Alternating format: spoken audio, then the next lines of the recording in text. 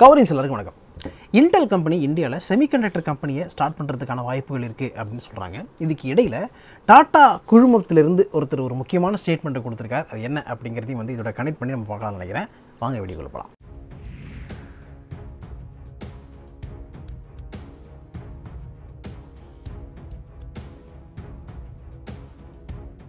Welcome to findfacts with rjveera.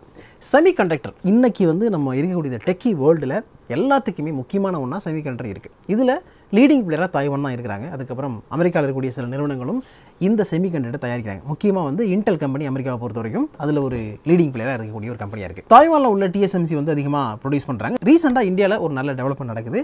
Foxconn and Vedanta company joint venture partnership போட்டு semiconductor fabs தயாரிக்கிறதுக்கான வேலைகள்ல இறங்குறாங்க அப்படிங்கிற ஒரு செய்தியை நம்ம பார்த்திருப்போம்.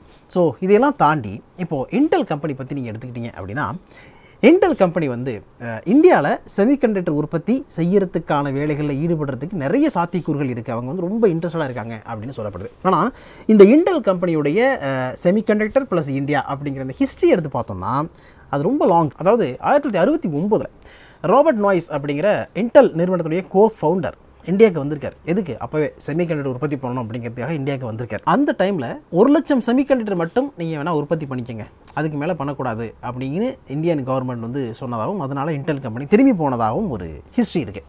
அதுக்கப்புறம் பார்த்தீங்கன்னா 2005-2006 அகைன் Intel கம்பெனி இந்தியாவுக்குள்ளே இந்த ப்ரொப்போசலோட உள்ளே வராங்க. 2005-2006 காலகட்டத்தில் ஒரு பிக்கஸ்ட் இன்வெஸ்ட்மெண்ட்டை வந்து Intel நிறுவனம் இந்தியாவில் பண்ணுறதுக்கு பிளான் பண்ணி செமிகண்டக்டர் உற்பத்தி பண்ணுங்கிறதுக்காக வர்றாங்க. அப்போவும் வந்து இந்தியன் கவர்மெண்ட் பெரிய அளவில் சப்போர்ட் கொடுக்கல அப்படின்னு சொல்லப்படுது.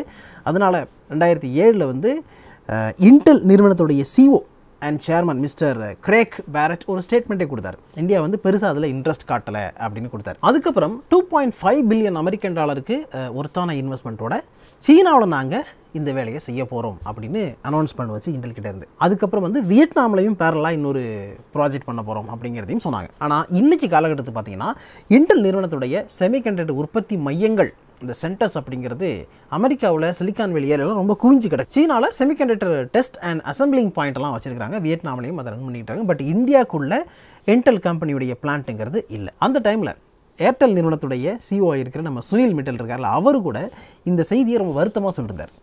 Intel இந்தியாவில் பிளான் போடணும் அப்படிங்கிறதுக்காக வந்தாங்க. ஸோ பெரிய சப்போர்ட் அந்த நிறுவனத்துக்கு கொடுக்காதனால மிகப்பெரிய ஆப்பர்ச்சுனிட்டியை நம்ம மிஸ் பண்ணிட்டோம் அப்படின்னு சொல்கிறார். பட் இப்போ என்ன நடக்குதுன்னு பார்த்தீங்கன்னா Intel கம்பெனி மறுபடியும் இந்தியாவுக்குள்ளே வர்றதுக்கான முயற்சிகளில் இருக்கிறாங்க. முன்னாடி ட்ரை பண்ணதை விட இப்போ ட்ரை பண்ணால் நமக்கு கண்டிப்பாக இந்த ஆப்பர்ச்சுனிட்டி கிடைக்கும் அப்படின்னு இப்போ Intel கம்பெனி நம்புறதுக்கான காரணம் என்னன்னா 2021 இந்தியன் கவர்மெண்ட் கொண்டு வந்த PLI scheme, production linked incentive scheme அப்படிங்கிற அந்த ஸ்கீம் மூலமாக நிறைய உதவிகள் இந்த மாதிரியான வேலைகளில் ஈடுபடக்கூடிய நிறுவனங்களுக்கு கிடைக்கும். ஸோ இந்தியன் கவர்மெண்ட்டே அவங்க வந்து சப்போர்ட் பண்ணுறது ரெடியாக இருக்காங்க. அப்படிங்கும்போது இந்த டைம் நமக்கு நல்ல நேரம் தான் அப்படின்னு Intel நிறுவனம் யோசிக்கிறாங்க அண்ட் பிளான் பண்ணுறாங்க. அதனால் அப்ரோச்சும் பண்ணிக்கிட்டு இருக்கிறாங்க. ஸோ கூடிய சீக்கிரம் Intel கம்பெனியுடைய பிளான்ட் இந்தியாவில் எங்கேயோ ஒரு இடத்துல செமிகண்டக்டருக்காக தொடங்கப்படுறதுக்கான வாய்ப்புகள் இருக்குது அப்படிங்கிறத எதிர்பார்க்கலாம். இந்தியாவில் பிஸ்னஸ் ஸ்டார்ட் பண்ணுறதுக்கு ரொம்ப Intel கம்பெனி ஆர்வமாக இருக்கிறாங்க அப்படிங்கிறத வந்து நிறைய ஈவெண்ட்டை நம்ம அடிப்படை சொல்லலாம்.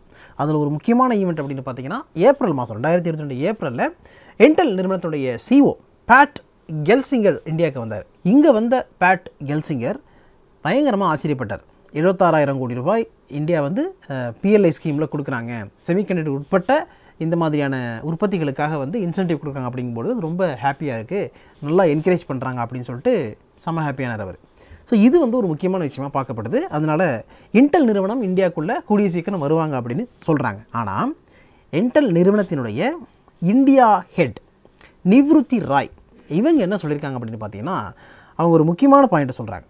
என்னென்னா இந்தியாவில் வந்து இப்போது டொமஸ்டிக் மார்க்கெட், செமிகண்டக்டருக்கான டொமஸ்டிக் மார்க்கெட் அப்படிங்கிறது இல்லை.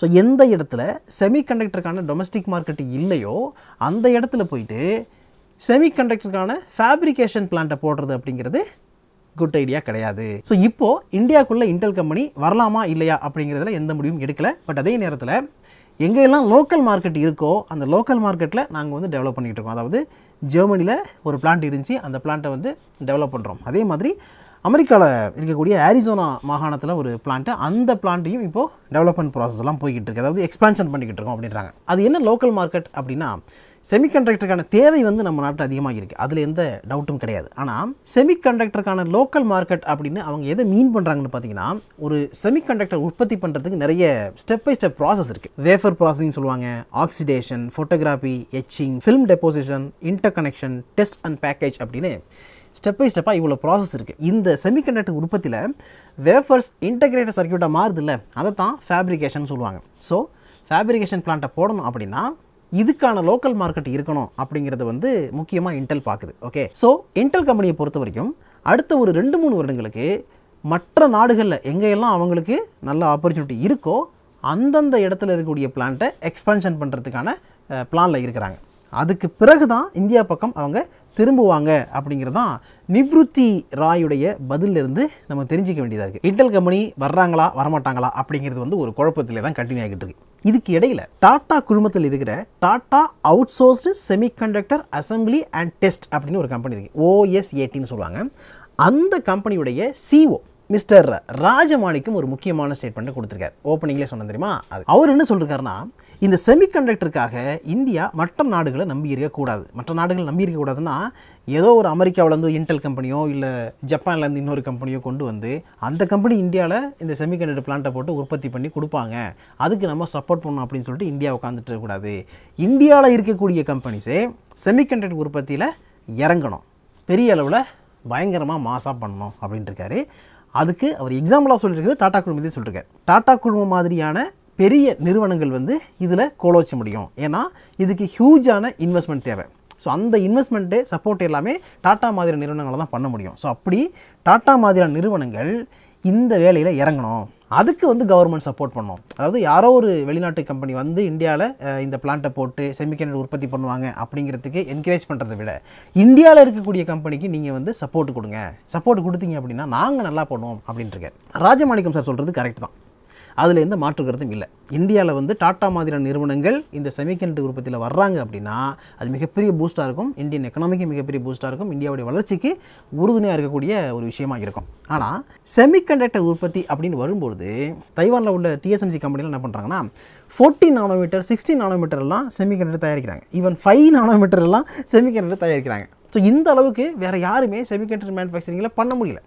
இன்டெல் கம்பெனியை வந்து தட்டி தடிமாறிக்கிட்டு இருக்கு. ஸோ இப்படிப்பட்ட ஒரு சிச்சுவேஷன் இருக்கும்பொழுது MNC கம்பெனி கூட நம்ம போட்டி போடணும் அப்படின்னா அந்த டெக்னாலஜி நம்மக்கிட்ட இருக்கா அப்படிங்கிறத பார்க்க வேண்டியிருக்கு. அதுக்கு நம்ம என்ன பண்ண போகிறோம், டாடா குழுமமாக இருக்கட்டும் இல்லை வந்து வேறு நிறுவனங்களாக இருக்கட்டும், இந்த ஸ்டெப்பை எடுக்கிறதுக்கு என்ன பண்ண போகிறாங்க அப்படிங்கிற ஒரு கேள்வி வருது. அதே நேரத்தில் இந்த ஸ்டெப்பை இவங்க எடுக்கிறாங்க அப்படிங்கும்பொழுது இந்தியன் கவர்மெண்ட் அதுக்கு சப்போர்ட்டும் பண்ணாங்க அப்படின்னா இன்னும் அது சூப்பராக இருக்கும்.